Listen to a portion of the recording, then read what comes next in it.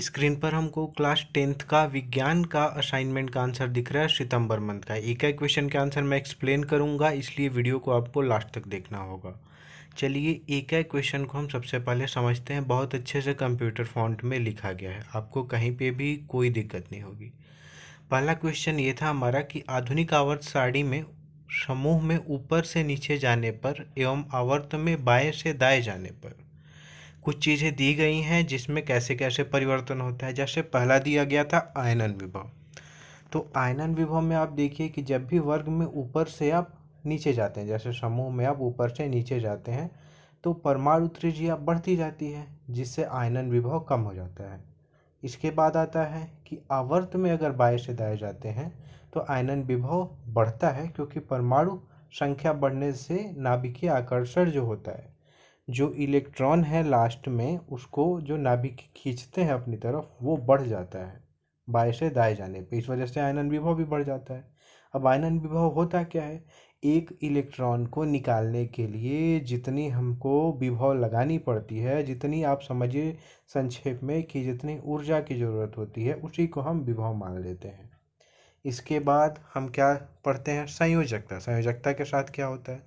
तो आवर्त में एक आवर्त से दूसरे आवर्त में अगर हम मूव करते हैं, आवर्त सारणी में जब हाइड्रोजन के सापेक्ष हम देखते हैं कि आगे बढ़ते जाते हैं, मतलब कि आप देख रहे हैं बाएं से दाएं जाते हैं, तो आगे तो संयोजकता 1 से 4 तक बढ़ती है, क्योंकि इलेक्ट्रॉन 1 से लेकर 4 तक बढ़ते हैं। फिर इलेक्ट्रॉन 5 हो जाएंगे, 6 हो जाएंगे, 7 हो जाएंगे, 8 हो जाएंगे। तो फिर संयोजकता हम निकालेंगे तो 8 में से उनको माइनस करना होगा। जैसे चौथे के बाद 5 आ जाएगा, तो 8 में से 5 को माइनस करेंगे, घटाएंगे तो 3 आएगा। तो संयोजकता कितनी बची? 3। इसलिए बोला जा रहा है कि 1 से 4 तक तो बढ़ती है, लेकिन फिर उसके बाद कम हो जाती है, घटती जाती है ना। और समूह में क्या होगा? तो समूह में तो संयोजकता एक ही रहेगी, क्योंकि जितने इलेक्ट्रॉन होंगे बाहर वाले कोष में वो तो एक ही रहेंगे। इसके बाद पूछता है परमाणु आकार। तो परमाणु आकार क्या होता है? तो समूह में ऊपर से नीचे जाने पर परमाणु का आकार बढ़ता है, ये तो सभी जानते हैं कि परमाणु के कोष बढ़ते जाते हैं, इस वजह से परमाणु संख्या बढ़ती जाती है। इसके बाद आवर्त में बाएं से दाएं जाने पर परमाणु का आकार घटता है, ये भी हम जानते हैं कि जैसे ही बाएं से दाएं हम जाने लगते हैं तो परमाणु का आकार घटने लगता है, क्योंकि अतिरिक्त इलेक्ट्रॉन कोष में आने लगते हैं और उसको नाभिक पकड़ के अपनी तरफ जोर से खींचने लगते हैं, और खींचने की वजह से परमाणु सिकुड़ जाता है। इसके बाद आता है विद्युत ऋणता का मान वर्ग में नीचे जाने पर कम हो जाता है, और आवर्त में दाई से बाई जाने पर मान में वृद्धि होती है। ठीक, आवर्त में दाई ओर जाने पे बाएं से दाएं जब जाएंगे तो मान में वृद्धि हो जाएगी, क्योंकि इलेक्ट्रॉनों को जोर से पकड़ के खींचेगा। ठीक ना। इसके बाद आता है प्रश्न नंबर 2। सौर कुकर के उपयोग के लिए समतल, अवतल और उत्तल में से किस प्रकार के दर्पण सबसे अधिक उपयुक्त हैं और क्यों?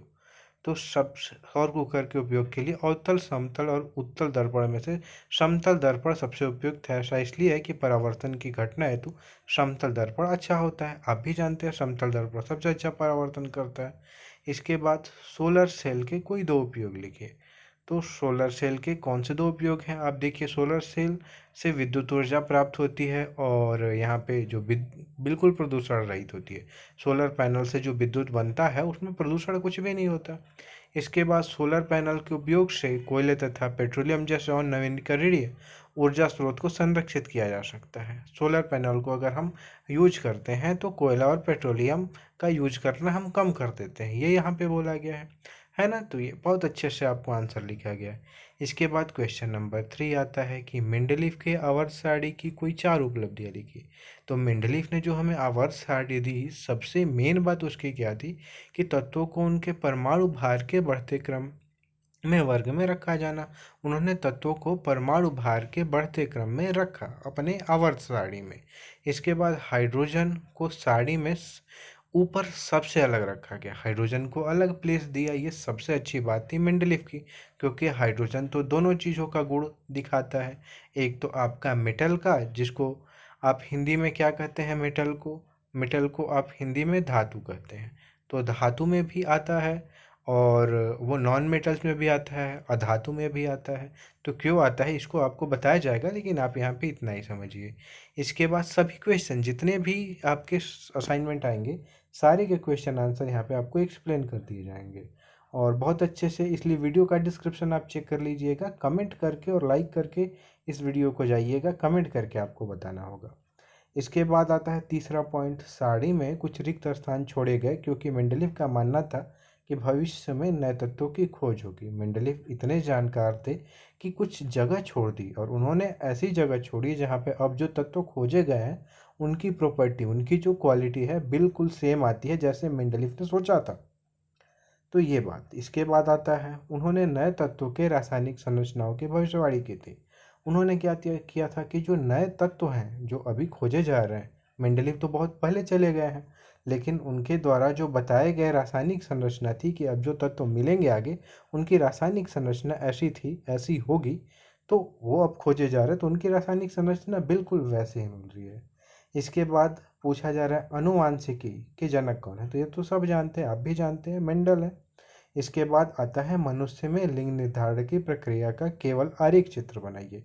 तो यहाँ पे आरेख चित्र आपको बना दिया जाएगा, देखिए आप कि यहाँ पे माता पिता दोनों दे दिया गया और इनके जो युग्मक होते हैं इसके बाद संतान बनते हैं।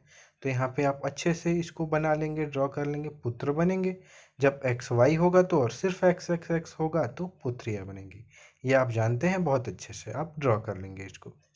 इसके बाद आता है हमारा क्वेश्चन नंबर 5। क्वेश्चन नंबर 5 बहुत लंबा है, इसलिए हमने क्या किया हुआ है, गाय की एक प्रजाति वाला क्वेश्चन है और संकरण करना होगा क्यों। तो यहाँ पे आंसर क्या लिखा गया है कि साहिवाल अधिक दूध देने वाले अंगुश सुदृढ़ शरीर वाला है, इनके बीच ही संकरण कराना होगा। छत्तीसगढ़ में सुदृढ़ शरीर गर्मी सहन करने में सक्षम होगा। गर्मी तो अपने छत्तीसगढ़ में पड़ती है, तो इसलिए गर्मी सहन करने वाले शरीर की जरूरत होगी। इसके बाद क्वेश्चन आता है मेंडल ने अपने प्रयोग हेतु मटर के पौधों का चुनाव क्यों किया, इसके कोई 2 प्रमुख कारण लिखिए। तो मेंडल ने अपने प्रयोग के लिए मटर के पौधों का चुनाव इसलिए किया क्योंकि मटर का पौधा आसानी से उपलब्ध हो जाता है और यह साल में कई बार लगाया जा सकता था, तो इसलिए उन्होंने मेंडल ने इसका यूज किया था। इसके बाद इसके पुष्प में बड़े और अधिक परागण क्षमतावान है। इसका जो परागण की क्षमता है पुष्पों की वो ज़्यादा होती है, इसमें परागण को आसानी से किया जा सकता था, ये भी रीजन था। और मटर के पौधे आसानी से बड़े हो जाते थे और इनका अध्ययन करना भी अत्यधिक सरल था।